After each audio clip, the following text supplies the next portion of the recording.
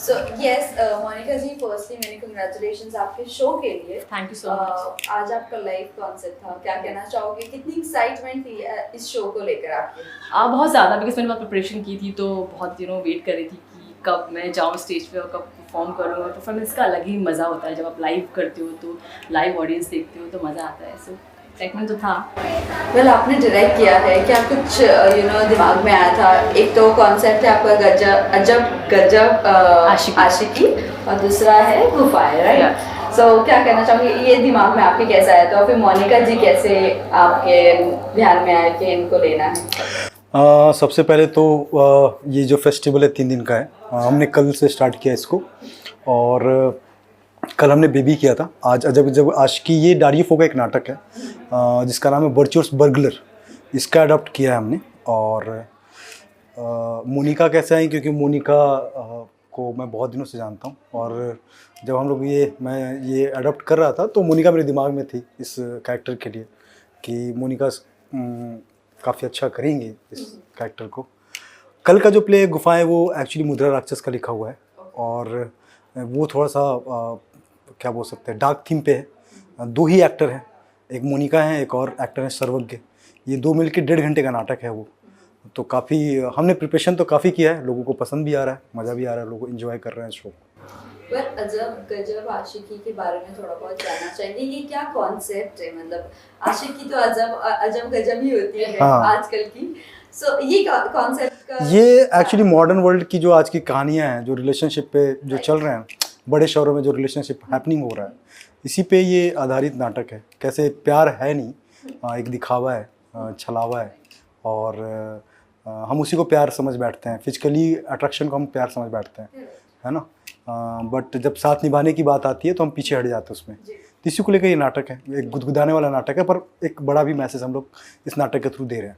पर मोनिका जी, आपसे जानना चाहेंगे इस आशिकी के बारे में आपका क्या कहना है? वो भी आजकल की जो आशिकी को लेकर चल रही है चीजें, कि एक बोलते ना प्यार की मिसाल खत्म हो चुकी है।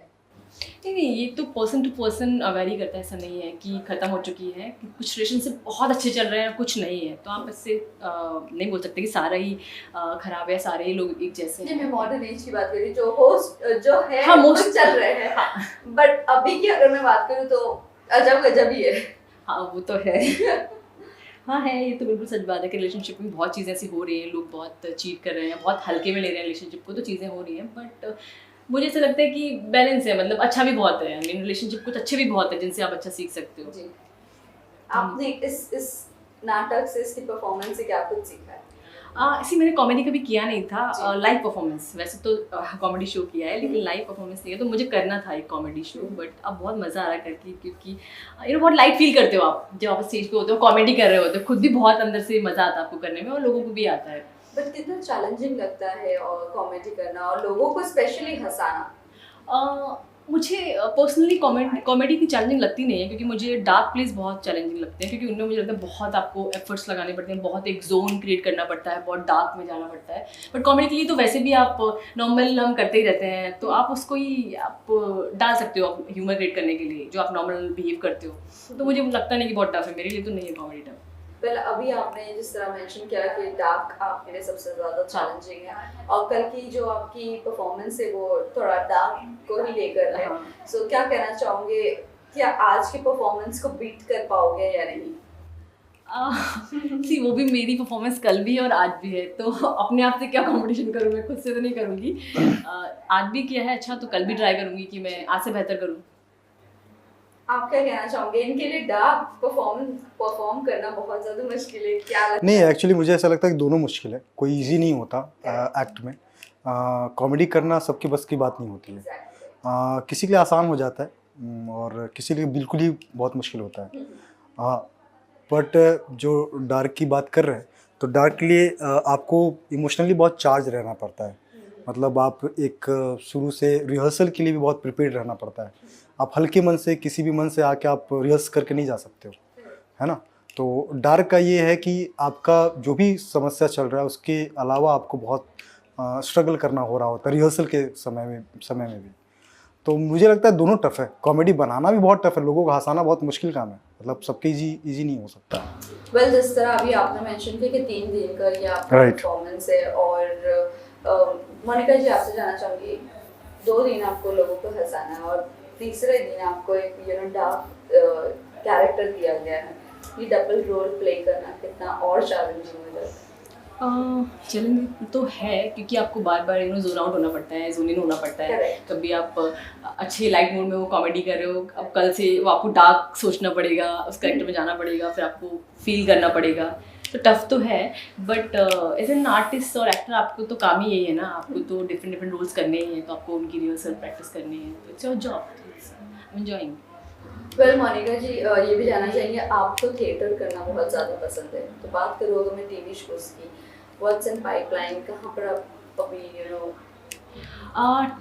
टीवी में भी मैं तारा करने के बाद ना मुझे कॉमेडी शोज़ के बहुत ऑफर आता है। मुझे कॉमेडी करनी नहीं है क्योंकि मैं कर चुकी हूँ ऑलरेडी, मुझे लाइव करना है, लाइव परफॉर्मेंस करनी है, बट अब कुछ अलग करना है, सेम मैं नहीं करना चाहती हूँ क्योंकि मुझे लगता है कहीं ना कहीं मैं टाइप कास्ट हो गई हूँ और मुझे सेम ही रोल इसलिए ऑफर होते हैं बार बार, तो इसलिए मुझे थोड़ा डिफरेंट करना है। सो वैसे ही अगर मैं आपसे जानना चाहूँ काफ़ी लोग ऐसे हैं, काफ़ी मैं आर्टिस्ट की मैं बात करना चाहती हूँ कि टिपिकल स्टोरी होने की वजह से वो टीवी शोज नहीं करना चाह रहे हैं और ओटीटी या बॉलीवुड की तरफ मूव हो रहे हैं। What do you have to say on this?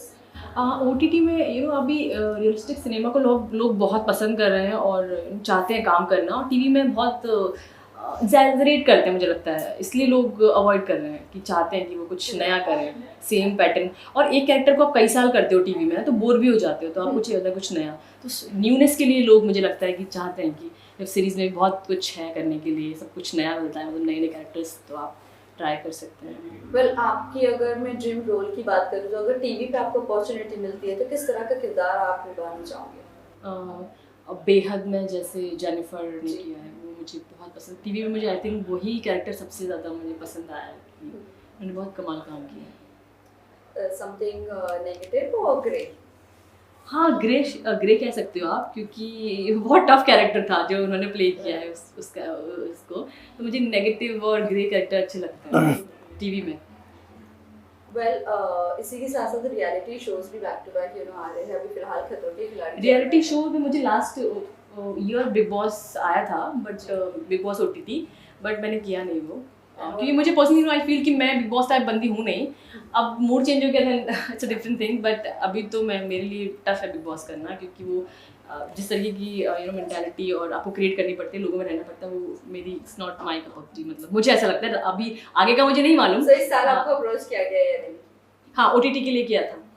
तो भी आपने डिनाई कर दिया? हाँ, ओटीटी मुझे नहीं करना, तो आपको फिर नेशनल टीवी वाला करना है, राइट? हाँ, उसके लिए कर सकते हैं अगर कुछ होता है, मतलब अगर मुझे लगता है उस वक्त मुझे लगता है कि हाँ मैं, या होस्ट की वजह से आपने डिनाई किया? नहीं, मुझे ऐसा लगता है कि उस वक्त जब मुझे ऑफर हो, अगर मानो और मुझे लगता है कि मैं राइट फ्रेम ऑफ माइंड में वो मुझे करना चाहिए, डेफिनेटली करूँगी। And what about host, if Salman Khan नहीं होस्ट करेंगे सो तो फिर तो बहुत सारे लोग नहीं करना चाहेंगे। वेल अनिल कपूर इस बार होस्ट कर रहे हैं, क्या कहना चाहोगे आप? क्या देखना पसंद करोगे शो? या देखेंगे सारे लोग ही, बट सलमान खान तो नेशनल क्रश है, तो वो नहीं होंगे, तो बहुत सारे लोग नहीं करना चाहेंगे, नहीं देखना चाहेंगे। वेल लास्टली जाते जाते ये बता दीजिए कि क्या कुछ और, अगर ओटीटी टीवी को छोड़कर मैं बात करूँ, ओटीटी की अगर मैं बात करूँ, क्या कुछ और पाइपलाइन में है या अभी सिर्फ आपको थिएटर पे ही फोकस करना है? नहीं, अभी मैंने थिएटर पे ही फोकस किया हुआ है, बट इसके बाद अगर मैं करूँगी तो वेब सीरीज़ करूँगी, मैं अगर रिसेंटली कुछ करती हूँ तो। वेल लास्टली जाते जाते फैंस एंड व्यूअर्स को क्या कहना चाहोगे आप? यही कहना चाहूँगी, जैसे उन्होंने मुझे तारक मेहता में इतना प्यार दिया था, मेरे और कैरेक्टर्स जो मैं करती हूँ उनको भी इतना प्यार दीजिए, वैसे ही देखिए जैसे उसको अप्रिशिएट करते थे वैसे। Thank you so much. Thank you so much, thank you for having me.